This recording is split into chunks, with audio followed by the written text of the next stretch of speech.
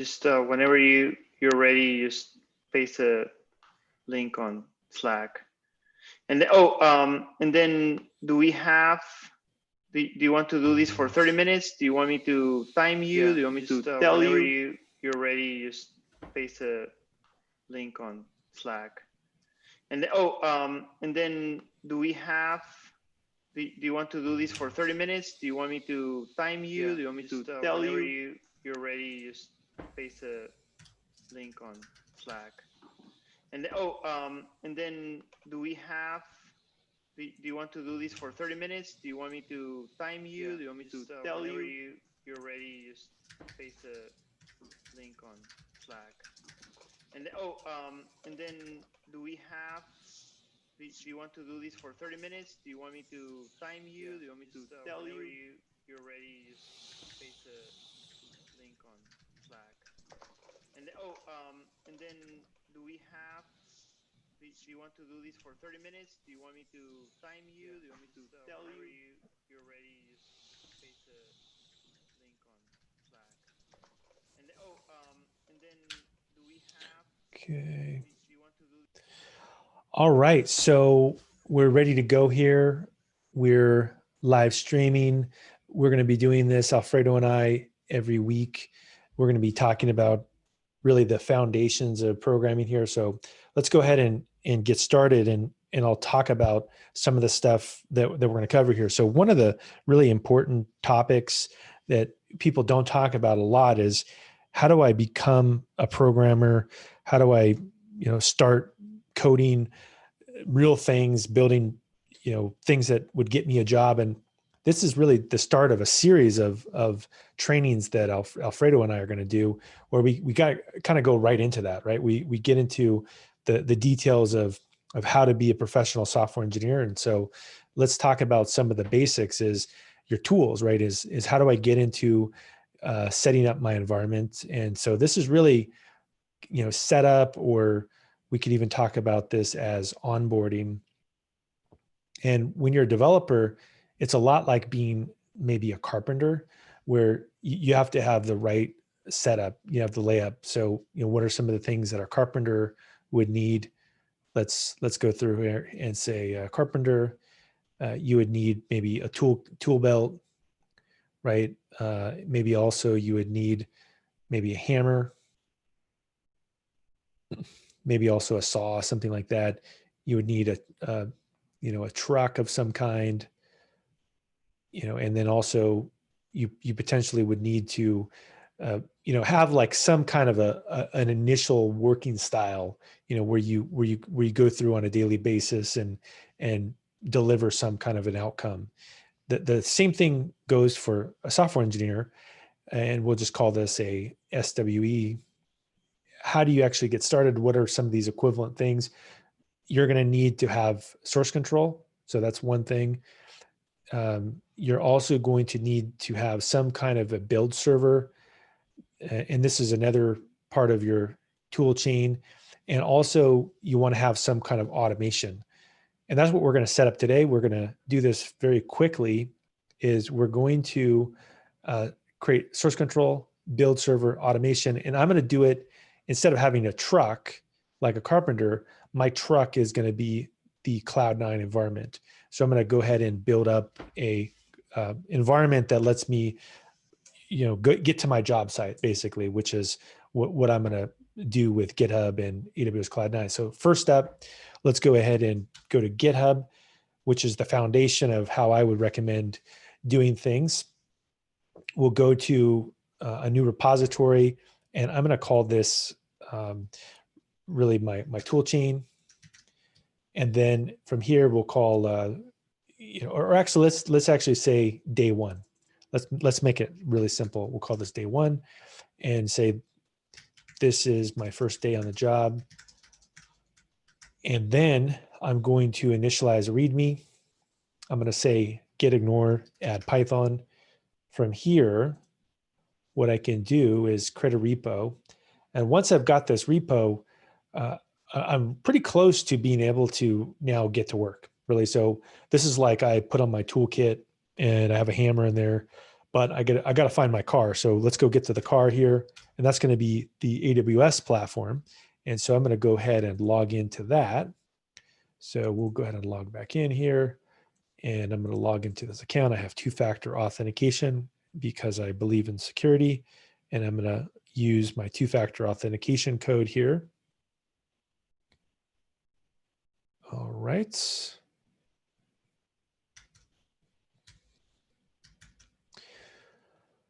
Great. The next thing that I will do is go to this service called Cloud9. And again, really the takeaway about Cloud9 is it's a lot like a truck, but in this case, it's my vehicle for doing programming in the cloud. So we'll call this one again, day one, and say this is a cloud-based development environment. All right. And we'll go ahead and say next step. I'm going to leave all this default. Really the big takeaways here is I can spin up a bigger truck or a smaller truck. I'm going to a small job site. So I just need a kind of a small car, like maybe electric vehicle or something. And I'll go ahead and say next step. This takes about a second or so, maybe 10 seconds to spin this up. And once this is spun up, I can go and again go back to my tool belt, right? Which is in this case, my tool belt is GitHub, and I'm going to need to grab it out of my truck. And so how do I grab it out of my truck? Well, I'm going to need to make some kind of pathway to pull that code down. And so how do I do that? The typical way you do that is by using something called SSH keys. And in order to use SSH keys, you run a command on the Linux operating system called sshkeygen. So when this wakes up, that's the first thing we're going to do is we're going to run this command called sshkeygen. That sshkeygen will then allow us to make our communication pathway back and forth to Cloud9. Looks like we're about to go here. Great. Looks like we're all set up. In some systems, sshkeygen is not available though, and you have to go and install it. But it's a simple script that if it's not available or you don't have a way to install it, you can just wrap it up in an alias. Yeah, that's good. That's a good point. Yeah, thanks for reminding me, Alfredo. Is that you could check first if you say which, and then that would tell you whether it's even installed. That's one thing that's nice about sshkeygen is that it's something that's installed automatically on most machines. But as you said, that's actually a very good point, is you can also just install it again. And so the way I typically do this is I do ssh keygen here -t RSA, and then I just say basically return. And then I look at the last output here, and I just typically grab this with my mouse, and I grab the pub one. And from here, I just cat this. So I go like this, cat it, and then I'll take this and copy it. So this is a really easy way to mess up, is if you forget to put like the last piece of this or the end of this into your copy, then it won't work. But once if you add a new line. That's a very good point. You can't tell, like you put it on an editor, and sometimes you're adding a new line, and you feel like this looks exactly the same, and it isn't. Yeah, very very good point. I mean, I guess what you could do, even if you're a little bit paranoid, is you could go to gist.github.com, and you could just kind of paste something in here like this, and then you could say wrap, like soft wrap, and you could just kind of visually look at it and just make sure that it looks mostly sane here. And this is a public file. I mean, you can put this on the internet somewhere. It's totally fine, but that might be a nice little trick to have, to just, I do this a lot. I'll just put like a little code snippet to just check it out. The profile here, I just went to my name and I clicked on it, and then I go to SSH and GPG keys like this. And then I say new SSH key, and then I paste this in just like that. And we'll call this day one as well. And once I do this, it'll ask me for my password. And now that I've got that set up, if I go back to my Cloud9 environment, and this works the same on many clouds, all I need to do is clone it now. So if I go back to the repo that I set up, which was called day one, let's go to day one here. I will next be able to click on the code icon. And this is another easy one that will trip people up, is the SSH versus the HTTPS. Have you ever had that mistake, Alfredo? Yeah, we're sometimes that's permissions will not work, and then if you do it on the command line, it will prompt you for your username and your password, and you're like, what is going on here? But Yeah, it's irritating. Super. Yeah. So I always make sure, I always double and triple check. Like if you click on this, it'll be HTTPS. But if you click on SSH, you'll see it just starts with get, right? So, okay, I made that there. Now I go through and I say get clone, and I paste this in just like that. And you'll know it will work is after we say yes, now I have access to it, and I'll CD into this. And what's nice about this particular environment is you can see that I can actually edit stuff if I want to. There we go. And it shows me a markdown folder. So this, if you're not familiar with GitHub, maybe you're new to programming, when you do this README, this is really like maybe like the instruction manual for your source code repository. And like I say, this is my first day on the job. You know, I'm putting my code here. And I'll typically add nodes and things like that. Now, the other thing that I'll do as well is I will install a Python virtual environment. That's the very first thing I do. And one of the things that's nice about this version of Python here is it comes with the virtual environment built in. And you can see it's this command, which is Python 3 space -m space venv. That's the module called virtual environment. And then the convention that I like to use, that's a simple convention, is, you know, I type in tilde, which stands for home directory. I do slash dot, and then I put the name of the repository that I created. And why would I do this? The main reason to do this is that then I don't have to remember what to call the virtual environment, which can really be irritating. And once I create this, I'm gonna explain what I'm doing and why you even care about a virtual environment, because it's really an easy thing to not understand why someone would create this. And a couple of the reasons though, so to source it, you type in source like this, tilde slash dot day one, and then you do bin activate like this. So the main reason here that you do this is a story that I'll mention is in the early days before people were going across the world on maps, they would put something called here be dragons right in the middle. And there would be a picture of a dragon in the middle of the ocean. Why would they put that there? Because they had no idea what was in there. And they just said, well, let's just assume it's something very bad. It's like a dragon. The same thing happens with Python. If you just start using Python, eventually a dragon will come out and it will bite your code and it will just eat you up. And that's the best way I would describe, is that when you use our virtual environment, it creates the Python into a very specific location.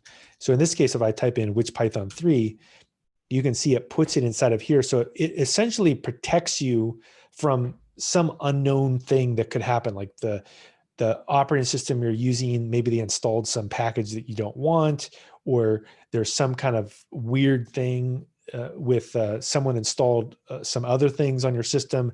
You really just don't know. But if you always use a virtual environment, it solves that problem. That's one. The other thing that it solves is that a lot of times people don't install the Python packaging tool, and it comes with it for free. So if I type in which pip, so even if for some reason you completely disagree with everything I said and you just know for a fact Python will always work, which I would strongly disagree with you and bet against you, still you get the Python packaging tool already installed. So why not just install a virtual environment? So that's probably, I don't know if, do you have any other reasons, Alfredo? Like what are some other reasons? Well, one thing that is, I think it's relevant to remember is that Python packaging has is one of the biggest problems that the ecosystem has. And up until a few years ago, it was not possible to uninstall packages. So basically, developers were really constrained to whenever they were installing packages, it would be impossible to remove them. So they were constrained to the environment, the server where they were. And it's still quite problematic. So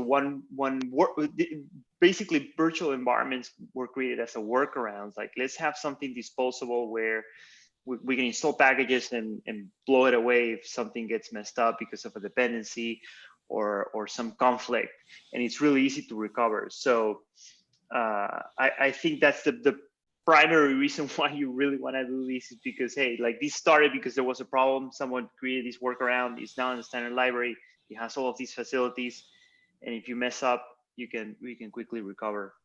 Yeah, that's a good feedback there. And so what I'm going to do, I'm going to make this a very quick lesson, is I'm going to do the following. I'm going to say step one, I would create the repo, which is what we just did.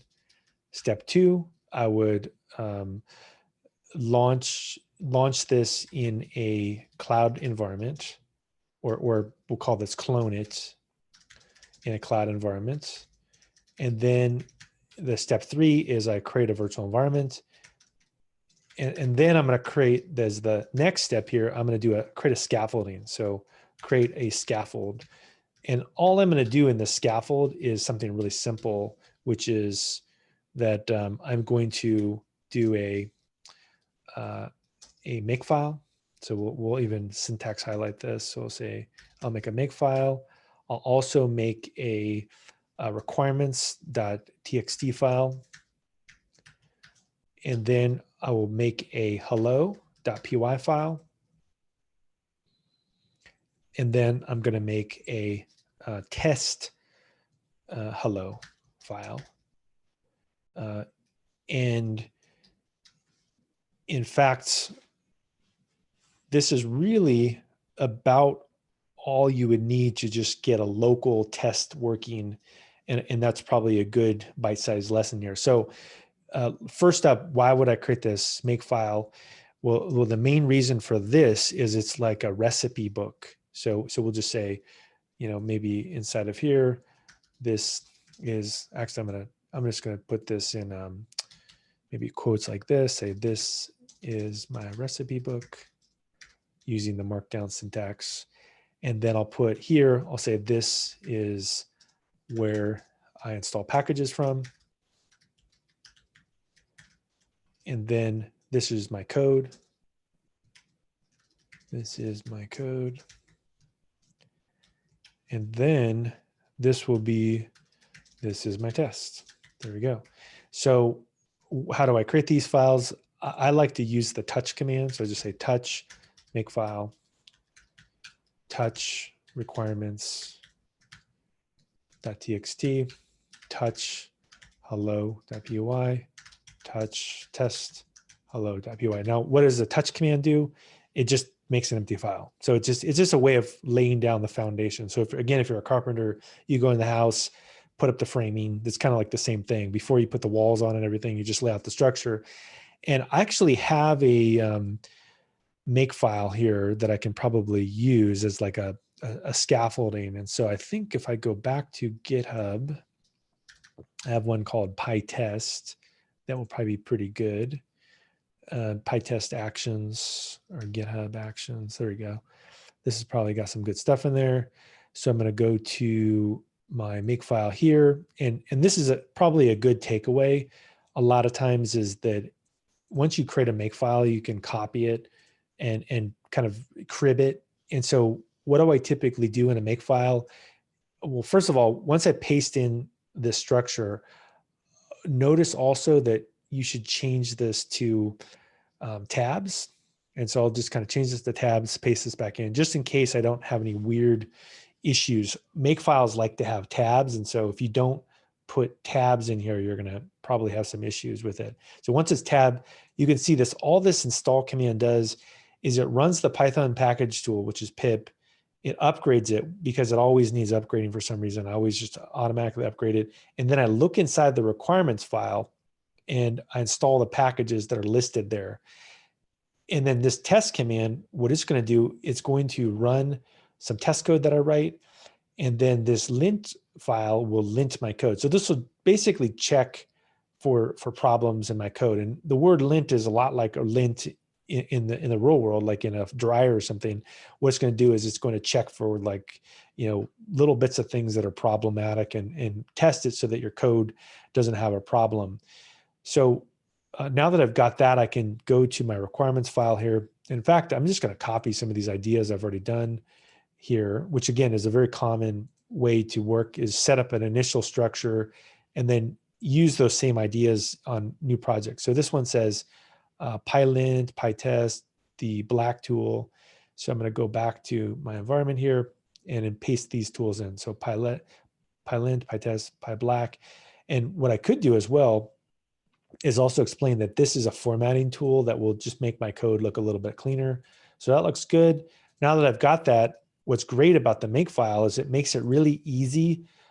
Every time I work on a project, all I have to do, as long as I put the packages listed in the requirements file, I type in make install. There we go. Now we do make install.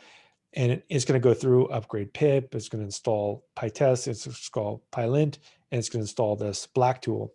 Now, really, I'm pretty much ready to go to have like the basic foundation, we'll call this again the first day at work set up here. But the two pieces next would be a hello script and then a test file to test it. So what I will do is go to hello and just make something, kind of improvise here, just say, def hello. And in fact, I'm going to make this have a variable called name. And I'm going to say return you're silly. And then I'll put in the word name. And let me walk people through this and exactly what this does. And then I'm going to say hello like this. And I'm going to do, in fact, I'm going to add a little fancy thing here that says if under name is equal to main. When I started in Python, I remember this felt like super weird. And if you've never seen this before, what basically this is doing is just like this kind of like magical thing behind the scenes in Python that allows you to execute this file and Noah here is just adding hello and calling the function directly. So basically, if he executes that, it will just call that. But if you've never seen this before and you're wondering, oh, how can I run my script? This line here makes it all possible. But it's just weird. I wish that Python had done something a little bit better. But like this is what we got. Yeah, and so to run it, if I say Python 3 hello, it knows that I'm running it from the command line, and it will do this. So basically, what I can do is I can say print hello like that, and then if I do this, it says you're silly, John. Now, because this function accepts this variable, I can change this to whatever I want. So I can change it to Jim. There you go. You're silly, Jim. Right. So I think this is another one. If you're new to Python, this is just some boilerplate code that lets you run it from a script. But the main takeaway is that this is a function, and the functions, the way they work is you put in a definition, you call the function something, it accepts some kind of a parameter. In this case, the parameter is called name, and then I do some kind of action and return back a result. Another way of doing something similar would be, I could also like make something that adds something. So I could say def, and we'll call this add, and I could put X and Y. In this case, instead of returning something, I could just print it, and I could just say print the total is, and then I could just put in result is equal to X plus Y, and then I could just put the total or the result. We'll just say the result. And this little F thing here is just a syntax that allows you to do formatting. If you put F, it lets you swap out what's in those variables for the variable that's generated.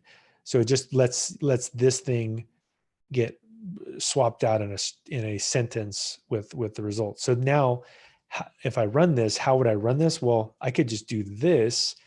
I could put it at the bottom here. So I could just say add, and I could put in some number, right? I could just say, 3 and 4. So this should be 7. And if I run this, I can go through here and say Python 3. There we go, 7. So this is the, really kind of an intentionally simple script here. So to test it now, how do I test this? Well, I can just say, I already have the test file created. In fact, what I'm going to do is I'm going to come back to the test file here, and I'm going to say from hello imports, let's see, is it from hello, create hello? Let's call this hello you, and then we'll just change this so it's a little bit more simple there, or just a little bit less complicated. Say from hello, let's say hello you, and we can see that it takes a parameter called name, and then I can say def test, and I actually don't remember this off right off the top of my head without looking, but do you have to import PyTest, or it'll just No. work? Yeah, I think you don't need to import anything. PyTest is just magical. Yeah, so basically I can just say assert that this right here, I'm going to say that this string should match, so equal hello you and Jim from the result of that function. And let's see. And now to test it, I can go back to my makefile here and look, you can see I have like this really fancy command that all it says is just test that file. And if I type in make test, you can see that it passed. So how would I make it fail? Well, if I put in Bob won't match Jim, right? Because that's not what it's returning. And you'll see there's an error here, just like this, right? And so this is really all there is that you need to know to kind of start your first day on the job, so to speak, with Python, is to know these core concepts. And in fact, the other thing that, let's go over 2 other topics. So we got the make test working, but let's also do a make lint. So if I do make lint, what all this does is it just checks to make sure that like there's nothing weird going on. And one way to add something a little bit weird is if I just say var equal, for example, that's like an undeclared variable. This will actually check it. And if I say make lint, you can see that it actually catches that. So basically it will catch a lot of things for you if you add linting. So I always recommend people do that. And then the other one that we can do is we can say make format, and we say make format, and what it does is actually rewrites your code and kind of cleans it up a little bit and makes it into something nice here by just doing format. So I like this style because it kind of makes everything pretty orderly. And then if I'm happy with all this, what I would do is then I would say get status, which is a command that shows you what has been checked in. And I can just say get add and add each one of these. So I can say get add readme, get add makefile. And a lot of times if you're getting started with Git, it's probably better to manually add them like I'm doing it so that you know what you're checking in. It's very easy to check in a bunch of garbage, and then it turns out that you have a problem and you have to clean it up. So adding initial work for my job site. And then you'll get this weird message if you haven't configured Git on a new machine. And I just get around it by just doing what it tells me to do, just kind of blindly it tells you, okay, put your name in. Okay, let's go ahead and do that. And then I'll go through and I'll put in the email address. We'll do this next here, like that. And then let's also just amend the author. So all this does is just make sure that my Git account knows who I am. And then it opens up this thing called Nano, which might be a little bit confusing for you. And you can just follow the instructions though. These are just control characters. So it'd be Control W, Control O will write it out and then do a return, and then Control X will exit. There you go. And now I can say git push, and I push the code to the Git repository. And in fact, if I go back here and I refresh it, you see all my code, right? Now this is, I think, is a good stopping point before I get any further. And maybe in another lesson, we can get into automatically testing it with things like GitHub Actions. But I don't know, do you have anything else you want to add, Alfredo, beyond? One thing, I think that the makefile is a pretty interesting concept. If your work environment has different types of projects, for example, these days I'm doing a little bit of Go, and if you have a Go project and you have a Python project, and perhaps someone is doing front end and they're doing JavaScript, you could still follow these rules in the makefile. And Go can have like the same install test format lint and all, and then follow that. And so anyone that's coming to the project has all of these things already there. It's just it's much easier to get up to speed on what's going on, because things have like a certain order. So you start having these conventions, which I think is a good foundation for automation. Then you can start like, oh, every project in our company has a makefile, and every project not only has a makefile, but they also have like a test section, and then like you just run it, and then you can start hooking all of these things up to continuous integration and run tests, and makes it much easier. So I think this is great. Yeah. So this is kind of the thing that is important to know about, and maybe even it's the kind of video you can scrub back and forth and look at all these setup things. But really, this is something I would recommend every single project. If I don't know how many Python developers there are in the world, 10 million or something like that. I would argue every single Python developer should probably do these types of steps on their project. Is just the first day on the job, right? This is like showing up to the job site with your tools, making sure that you have a lunchbox and you know what you're supposed to be working on.